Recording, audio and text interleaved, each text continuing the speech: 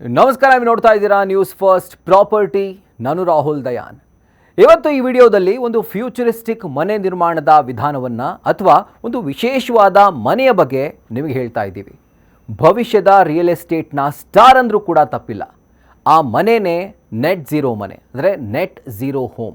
Net zero ಮನೆ ಅಂದರೆ ತನ್ನ ವರ್ಷದ ಬಳಕೆಗೆ ಬೇಕಾದಷ್ಟು ಆಲ್ಟರ್ನೇಟ್ ಎನರ್ಜಿಯನ್ನು ತಾನೇ ಉತ್ಪಾದಿಸಿಕೊಳ್ಳುವಂಥ ಅತ್ಯಂತ ದಕ್ಷತೆಯುಳ್ಳಂಥ ಮನೆ ಅಂತ. ಈ ಮನೆಗಳು ಕೇವಲ ಒಂದು ಪರಿಸರ ಸ್ನೇಹಿ ಕಟ್ಟಡ ಶೈಲಿಯಾಗಿ ಮಾತ್ರ ಈಗ ಉಳಿದಿಲ್ಲ, ಬದಲಾಗಿ ಕೇವಲ ಬೆಂಗಳೂರಲ್ಲದೆ ಜಾಗತಿಕ ರಿಯಲ್ ಎಸ್ಟೇಟ್ ಭವಿಷ್ಯವನ್ನೇ ಬದಲಾವಣೆ ಮಾಡ್ತಾ ಇದೆ.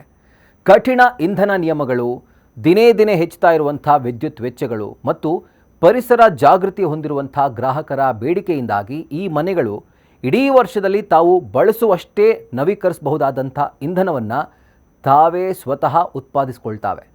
ಈ ಹೊಸ ತಂತ್ರಜ್ಞಾನ ಆರ್ಥಿಕವಾಗಿ ಕೂಡ ಭಾರಿ ಲಾಭದಾಯಕ. ಯಾಕಂದರೆ ಅತ್ಯುತ್ತಮ ಗುಣಮಟ್ಟದ ಇನ್ಸುಲೇಷನ್ ಮತ್ತು ಸೋಲಾರ್ ವ್ಯವಸ್ಥೆ ಮಾಸಿಕ ವಿದ್ಯುತ್ ಬಿಲ್ಲನ್ನು ಸಂಪೂರ್ಣವಾಗಿ ಇಲ್ಲವಾಗಿಸುತ್ತೆ, ಅಂದರೆ ಝೀರೋ ಮಾಡುತ್ತೆ.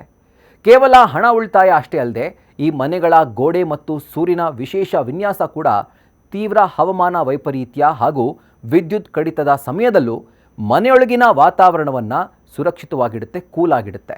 ಇಂಥ ಸರ್ಟಿಫೈಡ್ ಹಸಿರು ಮನೆಗಳಿಗೆ ಮಾರುಕಟ್ಟೆಯಲ್ಲಿ ಉತ್ತಮ ರೀಸೇಲ್ ವ್ಯಾಲ್ಯೂ ಸಿಗೋದಲ್ಲದೆ ಇವು ಬೇಗನೆ ಮಾರಾಟವಾಗುತ್ತವೆ, ಹಾಟ್ ಕೇಕ್ ರೀತಿ. ಇನ್ನು ಕೆಲವೇ ದಿನಗಳಲ್ಲಿ ಜಗತ್ತಿನಾದ್ಯಂತ ಎಲ್ಲ ನಗರಗಳು ನೆಟ್ ಝೀರೋ ನಿಯಮಗಳನ್ನು ಕಡ್ಡಾಯಗೊಳಿಸ್ತಾ ಇರೋದ್ರಿಂದ ಇವುಗಳಲ್ಲಿ ಹೂಡಿಕೆ ಮಾಡೋದು ಅತ್ಯಂತ ಸುರಕ್ಷಿತ ಆಯ್ಕೆ ಅಂತ ರಿಯಲ್ ಎಸ್ಟೇಟ್ ಎಕ್ಸ್ಪರ್ಟ್ಸ್ ಹೇಳ್ತಾ ಇದ್ದಾರೆ. ಇನ್ನು ಈ ಮನೆಗಳ ಡಿಸೈನ್ಗಳ ಬಗ್ಗೆ ಈಗ ನೋಡೋಣ ಬನ್ನಿ.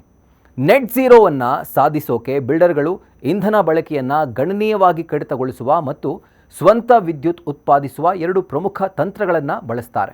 ಸೋಲಾರ್ ಪ್ಯಾನೆಲ್ಗಳನ್ನು ಅಳವಡಿಸುವ ಮೊದಲೇ ಈ ಮನೆಗಳು ತಮ್ಮ ನಿಷ್ಕ್ರಿಯ ವಿನ್ಯಾಸದ, ಅಂದರೆ ಈ ಪ್ಯಾಸಿವ್ ಡಿಸೈನ್ ಅಂತ ಏನು ಕರಿತೀವಿ, ಸೊ ಆ ಪ್ಯಾಸಿವ್ ಡಿಸೈನ್ ಮೂಲಕ ವಿದ್ಯುತ್ ಅಗತ್ಯತೆಯನ್ನು ತಾವಾಗಿಯೇ ಕಡಿಮೆ ಮಾಡಿಕೊಳ್ತವೆ.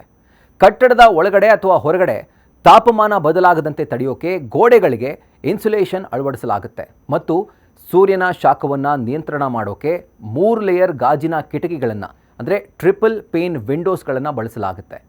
ಮನೆಯ ಒಳಗಿನ ಗಾಳಿ ಹೊರಗಡೆ ಹೋಗದಂತೆ ಇಡೀ ಕಟ್ಟಡವನ್ನು ಸಂಪೂರ್ಣವಾಗಿ ಸೀಲ್ ಮಾಡಲಾಗುತ್ತೆ. ಒಳಗಿನ ವಾತಾವರಣವನ್ನು ನಿರ್ವಹಣೆ ಮಾಡೋಕ್ಕೆ ಆಧುನಿಕ ವ್ಯವಸ್ಥೆಗಳನ್ನು ಬಳಸಲಾಗುತ್ತೆ. ಎನರ್ಜಿ ರಿಕವರಿ ವೆಂಟಿಲೇಟರ್ ಮನೆಯ ಒಳಗಿನ ಬಿಸಿ ಅಥವಾ ತಂಪಾದ ತಾಪಮಾನವನ್ನು ಕಳೆದುಕೊಳ್ಳದೆ ಒಳಗಿನ ಕಲುಷಿತ ಗಾಳಿಯನ್ನು ಹೊರಗಡೆ ಹಾಕಿ ಶುದ್ಧ ಗಾಳಿಯನ್ನು ಮನೆಯ ಒಳಗಡೆ ತರುತ್ತೆ. ಹಾಗೆಯೇ ಕೋಣೆಯನ್ನು ತಂಪಾಗಿಸೋಕೆ ಅಥವಾ ತಂಪಾಗಿಡೋಕೆ, ಬಿಸಿ ಮಾಡೋಕೆ ಅತ್ಯಂತ ಕಡಿಮೆ ವಿದ್ಯುತ್ ಬಳಸುವಂಥ ಹೀಟ್ ಪಂಪ್ಗಳನ್ನು ಅಳವಡಿಸಲಾಗುತ್ತೆ. ಅಂತಿಮವಾಗಿ ಚಾವಣಿಯ ಮೇಲಿನ ಸೋಲಾರ್ ಪ್ಯಾನೆಲ್ಗಳು ಮನೆಗೆ ಬೇಕಾದ ವಿದ್ಯುತ್ ಉತ್ಪಾದಿಸುತ್ತವೆ ಮತ್ತು ಹಗಲಿನಲ್ಲಿ ಉಳಿಯುವಂಥ ಹೆಚ್ಚುವರಿ ವಿದ್ಯುತ್ತನ್ನು ಬ್ಯಾಟ್ರಿಯಲ್ಲಿ ಅಥವಾ ಮುಖ್ಯ ವಿದ್ಯುತ್ ಗ್ರಿಡ್ಗೆ ಇದು ಕಳಿಸುತ್ತೆ. ಇದರಿಂದ ಇಡೀ ವರ್ಷದ ಒಟ್ಟು ವಿದ್ಯುತ್ ಬಳಕೆ ಶೂನ್ಯವಾಗುತ್ತೆ. ದೀರ್ಘಾವಧಿಯ ಈ ಮನೆಗಳು ತುಂಬ ಆರ್ಥಿಕ ಲಾಭ ತಂದರೂ ಪ್ರಸ್ತುತ ಮಾರುಕಟ್ಟೆಯಲ್ಲಿ ಇವುಗಳನ್ನು ಅಳವಡಿಸಿಕೊಳ್ಳೋಕೆ ಕೆಲವು ಸವಾಲುಗಳಿದ್ದಾವೆ. ವಿಶೇಷ ಸಾಮಗ್ರಿಗಳು ಮತ್ತು ನುರಿತ ಕಾರ್ಮಿಕರ ಅಗತ್ಯ ಇರೋದ್ರಿಂದ ಇವುಗಳ ಆರಂಭಿಕ ನಿರ್ಮಾಣ ವೆಚ್ಚ ಸಾಮಾನ್ಯ ಮನೆಗಳಿಗಿಂತ ಶೇಕಡ 5-15% ಹೆಚ್ಚಾಗಿರುತ್ತೆ. ಒಂದು ಮಾತಿದೆ, ಅದೇನು ಅಂತಂದರೆ ಕೇವಲ ಐಷಾರಾಮಿ ಜೀವನಕ್ಕೆ ಮಾತ್ರವೇ ಇದು ಸೂಟ್ ಆಗುತ್ತೆ ಅಂತ. ಆದರೆ ನೆಟ್ ಝೀರೋ ಮನೆಗಳು ಕೇವಲ ಶ್ರೀಮಂತರ ಐಷಾರಾಮಿ ಹವ್ಯಾಸವಾಗಿ ಉಳಿದಿಲ್ಲ, ಅವು ಮುಂದಿನ ದಿನಗಳ ಸಾಮಾನ್ಯ ಮಾನದಂಡವಾಗುತ್ತವೆ. ಅಂದರೆ ಜನರಲೈಸ್ ಆಗಿಬಿಡುತ್ತೆ, ಕಾಮನ್ ಆಗಿಬಿಡುತ್ತೆ.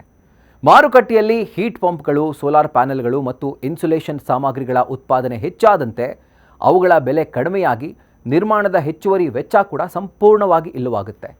ಆದ್ದರಿಂದ ರಿಯಲ್ ಎಸ್ಟೇಟ್ ಹೂಡಿಕೆದಾರರು, ಬಿಲ್ಡರ್ಗಳು ಮತ್ತು ಮನೆಯನ್ನು ಖರೀದಿ ಮಾಡೋರು ನೆಟ್ ಝೀರೋ ಮನೆಗಳ ಬಗ್ಗೆ ವಿಶೇಷ ಕಾಳಜಿಯನ್ನು ವಹಿಸ್ತಾ ಇದ್ದಾರೆ. ನಮ್ಮ ದೇಶದಲ್ಲಿ ಸರಿಯಾದ ಕಾನೂನು ಹಾಗೂ ಮಾನದಂಡಗಳಿಲ್ಲದೆ ನೆಟ್ ಝೀರೋ ಹೋಮ್ಸ್ನ ಬೆಳವಣಿಗೆ ಹಾಗೂ ಆ ಕಾನ್ಸೆಪ್ಟ್ನ ಅಳವಡಿಸ್ಕೊಳ್ತಾ ಇರೋರು ತುಂಬ ಕಡಿಮೆ ಅಂತ ಹೇಳಬಹುದು. ಹಾಗೆ ಈಗ ಪ್ರಸ್ತುತವಾಗಿ ನಮ್ಮ ದೇಶದಲ್ಲಿ ಈ ನೆಟ್ ಝೀರೋ ಹೋಮ್ಸ್ನ ಕಾನ್ಸೆಪ್ಟ್ ಹೆಚ್ಚು ಇಲ್ಲೇ ಇರಬಹುದು, ಆದರೆ ಮುಂದಿನ ಫ್ಯೂಚರ್ನಲ್ಲಿ ಇದೇ ಟ್ರೆಂಡಿಂಗ್ನಲ್ಲಿದ್ದರೂ ಕೂಡ ಇರಬಹುದು. ಸೊ ನಿಮಗೇನಾದರೂ ಒಂದು ಚಾಯ್ಸ್ ಇತ್ತು ಅಂತಾದರೆ ಈ ರೀತಿಯ ಮನೆಯನ್ನು ನಿರ್ಮಾಣ ಮಾಡೋಕ್ಕೆ ಅಥವಾ ಕೊಂಡ್ಕೊಳ್ಳೋಕ್ಕೆ, ಆಗ ನೀವು ಕೂಡ ಈ ನೆಟ್ ಝೀರೋ ಹೋಮ್ಸ್ ಬಗ್ಗೆ ಒಂದು ಬಾರಿ ಥಿಂಕ್ ಮಾಡಿ ನೋಡಿ. ಇದೇ ರೀತಿಯಾದಂಥ ಮತ್ತಷ್ಟು ಇಂಟ್ರೆಸ್ಟಿಂಗ್ ಕಾಂಟೆಂಟ್ಗಳಿಗಾಗಿ ನ್ಯೂಸ್ ಫಸ್ಟ್ ಪ್ರಾಪರ್ಟಿನ ಸಬ್ಸ್ಕ್ರೈಬ್ ಮಾಡಿ, ಬೆಲ್ ಐಕಾನ್ ಕ್ಲಿಕ್ ಮಾಡೋದನ್ನು ಮರಿಬೇಡಿ. ಕ್ಷಣ ಕ್ಷಣದ ಮಾಹಿತಿಗಾಗಿ ನೋಡ್ತಾ ಇರಿ ನ್ಯೂಸ್ ಫಸ್ಟ್, ನಿರ್ಭೀತಿಯಿಂದ ನಿಮ್ಮ ಪರವಾಗಿ.